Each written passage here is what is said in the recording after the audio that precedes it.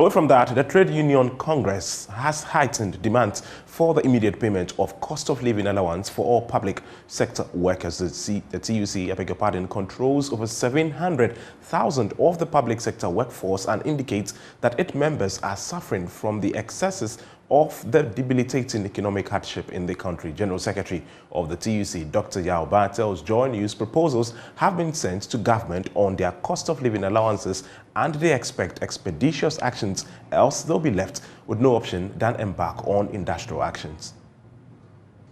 Our members are saying that what will help them now, when inflation is 27%, is COLA of 20% because we got 7% already.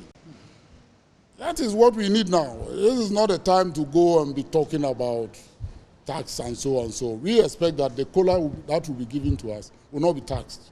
Because that COLA, government is not going to pay social security on it. It's just an allowance. So that one is given. As for what government can do to actually reduce the burden, one of them is what Austin government is suggesting. But that's not what we are proposing now. We are focused. We are proposing 20% increase in everybody's salary for now, so that people can, have their standard of living not worsened. When exactly do you want this to be done? We want it today. Today? Yes.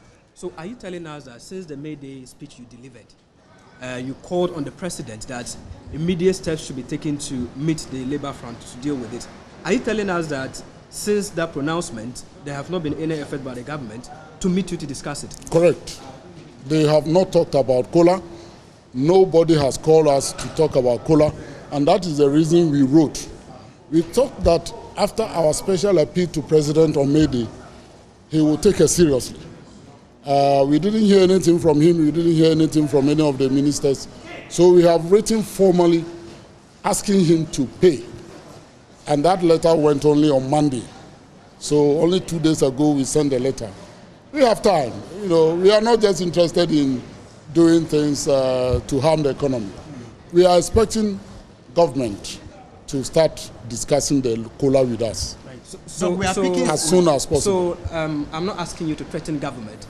But if it's the case that government doesn't listen to you, the last time you gave the speech on the May Day celebration, you indicated that you will be left with no other option than to embark on industrial strike and actions and all that. Is that still on your radar? Of course, yes. We are trade unions, and one of the things we do is that when our governments and our employers don't seem to know our value, we withdraw the service. That's what they call strike. You withdraw the service, and then they get to know the value of the service. And then when you start to negotiate, they know the value of the service. And so now you can have some, stronger position during the negotiation. So everything is on the table. And I hope that, they do not allow that to happen because this will harm the economy in a very, very bad way. Are there timelines to this COLA? When the time comes, we will announce the timelines. And we hope not. We hope that government will listen to us and they will pay the COLA as soon as possible so that Ghanaian workers will have their burden reduced a bit or minimized. If they don't do it, everything is on the table.